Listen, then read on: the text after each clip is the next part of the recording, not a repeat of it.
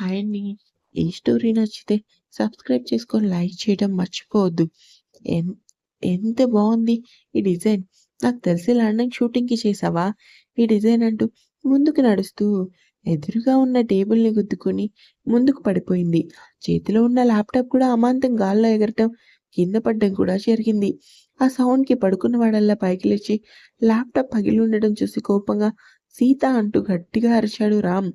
ఆ టైంలో రామ్ మొహం చూసిన సీతకి వెన్నులో వణుకొచ్చిందనే చెప్పాలి. రామ్ గారు అది రామ్ ఏం మాట్లాడలేదు. కోపంగా ముందుకొస్తుంటే సీత భయం మరింత రెట్టింపయ్యి తన చేతిలో తన డ్రెస్‌ని గట్టిగా పట్టుకొని భయంగా కళ్ళు మూసుకుంది. అయిపోయింది. ఈరోజు నా చావు కళ్ళారా మరీ చూపిస్తాడు. భగవంతుడా కాపాడు కాపాడు అంటూ మనసులో దేవునికి ఎంతగానో మొక్కుకుంది సీత. ల్యాప్‌టాప్ పగిలిపోవటం చూసిన రామ్ కోపంగా సీత చెంప పట్టుకొని ఒక్క ఉదుటున పైకి లేచి, నాకు తెలిసే నువ్వు మామూలు దానివి కాదని. నీకిష్టం లేకపోతే నువ్వు చెప్పిన పని నేను చేయలేను. అని ఒక మాటైనా చెప్తే ఆ ల్యాప్‌టాప్ నేనే క్లోజ్ చేసి పక్కన పెట్టేవాడిని కదా! ఎందుకు ఇష్టం లేని పనులు చేసి నువ్వు భారంగా ఫీల్ అవ్వటమే కాకుండా నాకు తలనొప్పి రప్పించడం. నేను కావాలని పడేయలేదు రామ్. షటప్. ఒకసారి నేను చెప్పేది వినండి. ఏంటే నువ్వు చెప్పేది నేను వినేది? అంటూ సీతని సోఫాలో నెట్టి పగిలిన ల్యాప్‌టాప్ చూసి కోపంగా బయటికెళ్ళాడు. రామ్ అరుపులు గట్టిగా వినిపించేసరికి శౌర్య గబగబా రూమ్‌కి వచ్చి సోఫాలో కూర్చుని ఏడుస్తున్న సీతను చూసి షాకయ్యాడు. అరే సీత! ఏమైందే? ఎందుకు ఏడుస్తున్నావు? ఇద్దరు గొడవ పడ్డారా? కాదన్నయ్య అంటూ ఏడుస్తూ జరిగిన గొడవంతా చెప్పింది. అంతా విన్న శౌర్య కోపంగా చూసేసరికి నువ్వు కూడా నన్ను తిడతావా? అన్నయ్య నిజంగా నేను కావాలని పడేయలేదు అన్నయ్య. ఛ! నిన్నెందుకు తిడతానురా? నాకు కోపం వచ్చింది. నువ్వు చేసిన పనికి. కాదు వాడు చేసిన పనికి. సీత ఏడుస్తూనే ఆయన పగలగొట్టలేదు. ల్యాప్‌టాప్ నేను పగలగొట్టింది. ఆమె అమాయకత్వానికి శౌర్య చిన్నగా నవ్వుకొని అది కాదు మా. ఆ డిజైన్స్ నా ల్యాప్‌టాప్‌లో కూడా ఉన్నాయి. ఇద్దరం ఏ వర్క్ చేసినా కలిసే చేస్తాం. నా దగ్గర ఆ డిజైన్స్ ఉన్నాయని వాడికి తెలుసు. అంతేకాదు వాడు ఆల్రెడీ ఆ డిజైన్ సేవ్ చేసుకునే ఉంటాడు. కాబట్టి ప్రాబ్లమ్ లేదు కానీ నీ మీద ఎందుకు కోపంగా అరిచాడో శౌర్య మాటలకి సీత బాగా అర్థమవటంతో రామ్ ఎందుకు తన మీద కోపంగా అరిచాడో తన మనసుకి ఎంతకీ అర్థం కాలేదు. ఆయన కోపం అలవాటైపోయింది. అన్నయ్య మా బావ చేసిన పని తలుచుకొని నన్ను తిట్టారేమో. అంతే. నువ్వెళ్ళి పడుకో అన్నయ్య. ముందు నువ్వు ఏడవటం ఆపేయ్. ఎలా అన్నయ్య? నీకు తెలుసా? ఇప్పటి వరకు నా మీద ఇలా అరవటం కానీ, తిట్టడం కానీ చేయలేదు. కేవలం రామ్‌నే నన్ను ఇలా ఏడిపిస్తున్నాడు. నీకు తెలుసా అన్నయ్య? ఒకప్పుడు నాకు బాధ కలిగినా నా మనసుకి బాగా గుర్తొచ్చేది మా మామయ్య. కానీ ఇప్పుడు మాత్రం ఎందుకో నాకు మా అమ్మ, నాన్న ఉంటే బావుండేది అనిపిస్తుంది అంటూ సీత ఏడుస్తూ చెప్తుంటే శౌర్య మనసుకి ఎంతగానో బాధగా అనిపించింది. నిజం అన్నయ్య. ఎందుకు నన్ను ఇంతలా బాధపెడుతున్నాడో నాకు అర్థం కావటం లేదు. లేదు మా. దేని మీదున్న కోపం నీ మీద చూపించాడు. అస్సలేడవకు. ముందు రెస్ట్ తీసుకో. ఇప్పటికే లేట్ అయింది. సరే అన్నయ్య అంటూ ఏడుస్తూ మనసు బాగోక రూమ్ నుంచి బయటికి వచ్చేసింది శౌర్య కోపంగా. లాన్‌లో నుంచొని విన్నది చాలు కానీ ముందు నువ్వు లోపలికి రారా. రామ్ కోపంగా లోపలికొచ్చి నువ్వు ఎందుకు ఆ పిల్లకి సపోర్ట్ చేస్తున్నావు? రేయ్! ఇంక చాలు. అసలేంట్రా నువ్వు? ఆ అమ్మాయిని అంతలా భయపెట్టేస్తున్నావు? నిజం చెప్పు. నువ్వు కావాలనే తనని తిట్టావు కదా! నేను పడుకోవాలి. మార్నింగ్ షూటింగ్‌కి లేట్ అవుతుంది. తప్పురా. నువ్వెందుకో బాధపడుతున్నావు. ఆ బాధని కోపంగా మార్చుకొని సీత మీద చూపించకు. ఎందుకు చెప్తున్నానో అర్థం చేసుకో. చూసావు కదా! తను ఎంత బాధపడుతుందో. నా అన్న వాళ్ళని తనకి దూరం చేశావు. ఎంత కాదన్నా తను నీ భార్య. నాకు తెలుసు. మీ బంధం శాశ్వతం కాదని. కానీ ఉన్న ఈ కొన్ని నెలలైనా తన మనిషిగా అయినా చూడు. శౌర్య కోపం నీకే కాదురా నాకు ఉంది. ఇంకోసారి సీత మీద కోప్పడ్డావంటే నేను ఊరుకునేదే లేదు అంటూ శౌర్య కోపంగా తన రూమ్‌కెళ్ళాడు. రామ్ ఆలోచిస్తూ అలానే సోఫాలో కూర్చున్నాడు. ఎంతసేపటికి సీత లోపలికి రాకపోయేసరికి ఒక్క ఉదుటున పైకి లేచి షాకయ్యాడు. తను నుంచున్న ప్లేస్‌లో రక్తపు చుక్కలు చూడగానే వెంటనే బయటికి వచ్చి సీత కోసం చుట్టూ చూశాడు కానీ ఎక్కడా సీత కనిపించలేదు. పరుగులాంటి నడకతో టెర్రస్ పైకొచ్చి చూశాడు కానీ సీత లేదు. సన్నని ఏడుపు వినిపించేసరికి అక్కడే ఉన్న రూమ్ డోర్ ఓపెన్ చేసి చూసి లోపలికొచ్చి బయట లాన్‌లో కూర్చొని ఏడుస్తూ ఉన్న సీతను చూశాడు.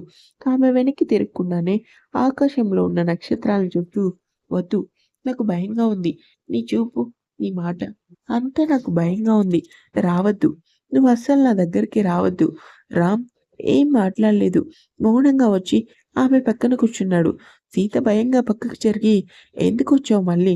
తిట్టడానికే కదా" అంటూ 2 కాళ్ళు దగ్గరికి ముడుచుకొని వెనక్కి ఉన్న గోడకి జారబడి నా తప్పు లేకపోయినా కావాలని నువ్వు నన్ను తిట్టావు. నాకు తెలుసు. నువ్వొక సైకో మనిషివి. నాకు మా అమ్మ, నాన్న కావాలి అంటూ చిన్న పిల్లల సీత గుక్కపెట్టి ఏడుస్తుంటే రామ్ అలానే వింతగా చూశాడు. ఏయ్! ఆపవే ఆపు ముందు అంటూ చిన్నగా కసిరి ఆమె తన వైపే చూసే ముందు క్షణకాలంలో ఆమె దగ్గరికి వచ్చి సీత ఎంతో మెల్లగా అన్నాడతను. ఎందుకు నన్ను తిట్టావు? నా తప్పు లేదు కదా! ఏంటి? నీ తప్పు లేదా?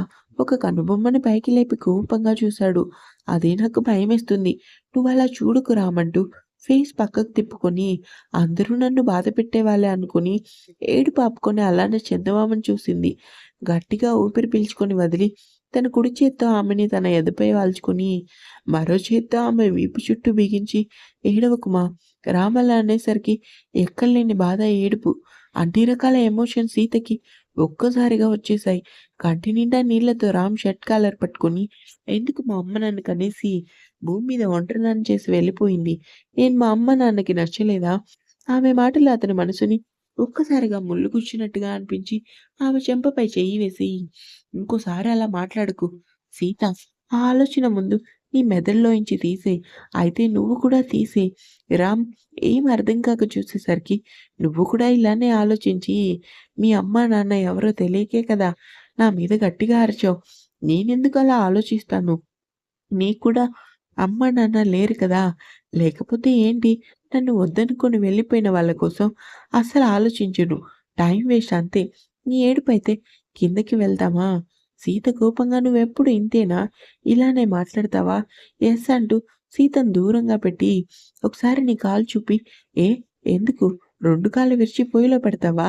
తన పెద్ద పెద్ద కళ్ళతో సీత అలా అనేసరికి రామ్ ఒక్కసారిగా గట్టిగా నవ్వాడు. ఆ నవ్వు చూసిన సీత అలానే చూస్తూ ఉండిపోయింది. అయ్య బాబోయ్! ఏం పిల్లవి నువ్వు? నీ నవ్వు చాలా బావుంది. ఏంటి? నీ నవ్వు చాలా బావుందంటాడు. ఒక్కసారిగా సీతని మీదకి లాక్కొని ఏమనుకుంటున్నావు? నీ మొగుడు అందం అలాంటిది మరి. ఏంటే మాట్లాడవు? బేబీ మాట్లాడు. నువ్వలా స్కాన్ చేస్తుంటే నాకు చాలా సిగ్గుగా ఉంది. సీత కోపంగా రామ్‌ని వెనక్కి నెట్టి పిచ్చి పిచ్చి వేషాలు వేయకు. ఏదో ఒక వంకతో నన్ను టచ్ చేయాలని చూస్తావు. బేబీ నాకు లేని ఐడియాలు నువ్వు ఇవ్వకు. నేను ఐడియాలు ఇవ్వటమేంటి? ఉన్న మాటే అన్నానంటూ కోపంగా చూసింది. ఓహ్! టచ్ చేయలేదని హింట్ ఇస్తున్నావా? సరే ఇప్పుడు నేను టచ్ చేస్తాను. రామ్ నా కోపం రప్పించుకు. నువ్వు కూడా నా కోపం రప్పించుకో అంటూ ఒక్కసారిగా సీతని ఎత్తుకొని ముందుకు నడిచాడు. అతన్ని ఎత్తుకునేసరికి షాక్ అయిన సీత ఏయ్! వదులు. నిన్నే వదలమంటుంటే అంటుంది. ఎప్పట్లానే ఒక లుక్ ఇచ్చేసరికి అతని చేతుల్లో ఉన్న సీత ఒక్కసారిగా గప్చుప్ అయ్యి భయంతో ఎక్కడైతే కింద పడేస్తాడని అతని షర్ట్ కాలర్ గట్టిగా పట్టుకుంది. రూమ్‌కి వచ్చిన రామ్ ఆమెను బెడ్ మీద పడుకోబెట్టి ఫస్ట్ ఎయిడ్ బాక్స్ తీసుకొని ఆమె కాలికి తగిలిన గాయం దగ్గర క్లీన్ చేసి ఆయింట్‌మెంట్ రాసి హ్యాండ్ వాష్ చేసుకొని ఆమె పక్కనే పడుకున్నాడు. అప్పటి వరకు ఏదో సినిమా చూసినట్టు చూసిన సీత రామ్ ప్రవర్తనకి ఏం అర్థం కాక అతని వైపు చూసింది. ఏంటి జోలపాట పాడాలా? అవసరం లేదు అంటూ కోపంగా పక్కకు తిరిగి పడుకుంది. రామ్ కూడా నిద్రలోకి జారుకున్నాడు. నువ్వెందుకు లండన్ వెళ్తున్నావు? ఆఫీస్ వర్క్ అన్నయ్య. వందన నిజం చెప్పు. అవునన్నయ్య. అయితే పద నేను కూడా వస్తాను. లేదన్నయ్య వద్దు. ప్రాజెక్ట్ వర్క్ కదా నేను చూసుకుంటాను. వందన ఉన్న ఫలంగా ఎందుకు లండన్ వెళ్తుందో అర్థం కాక వివేక్ ఆలోచనలో పడ్డాడు. ఏంటన్నయ్య ఆఫీస్‌కెళ్ళకుండా ఇక్కడే కూర్చున్నావు? ఎప్పుడూ గంభీరంగా ఉండే నువ్వు ఎందుకు కంగారుగా ఉన్నావు? నేను కంగారుగా ఉండటం ఏంటన్నయ్య? అసలేం మాట్లాడుతున్నావు నువ్వు? నువ్వేదో దాస్తున్నావు వందన. లేదన్నయ్య నాకు ఫ్లైట్‌కి టైం అవుతుంది. వెళ్తున్నాను అంటూ వందన తన బ్యాగ్ తీసుకొని కారెక్కింది. ఏంట్రా ఎప్పుడు లేని చెల్లెలు మీద ఆనందిస్తున్నావు అంటూ కాఫీ కప్ పట్టుకొని కిచెన్ రూమ్ నుంచి బయటకొచ్చింది గాయత్రి. ఏం లేదమ్మా. ముందు కాఫీ తాగు అంటూ గాయత్రి కొడుకు పక్కనే కూర్చుని, తెల్లవారుజామున నాకు మెలకువ వచ్చి బయటికొచ్చానురా. అప్పుడు వందన ఫోన్‌లో చాలా కోపంగా మాట్లాడింది. ఏంటమ్మా? అవునురా. నేను రావటం చూసి కోపం తగ్గించుకుని నవ్వుతూ ఫోన్ మాట్లాడి కట్ చేసింది. తల్లి మాటలు విన్న వివేక్ ఎవరే ఉంటారు ఫోన్‌లో? నాకు తెలిసి చెల్లికి ఎవరు శత్రువులు లేరు కదా! అదేరా నాకు అర్థం కావటం లేదు. పుట్టిన బిడ్డని ఆ విశ్వాకిచ్చి పెళ్లి చేసుకోకుండా ఇది ఒంటరిగా మిగిలిపోయింది. వాడు బానే ఉన్నాడు కానీ, ఎటు చూసినా ఇదే కదా నలిగిపోయింది.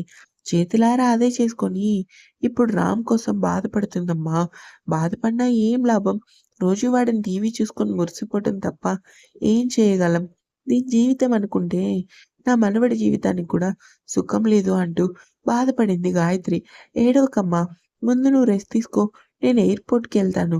ఎందుకురా? ఏదో దాస్తుందమ్మా చెల్లి. అదేంటో తెలుసుకొని వస్తానంటూ కార్ కీస్ తీసుకొని బయటికెళ్ళాడు వివేక్. ఇంకా ఉంది.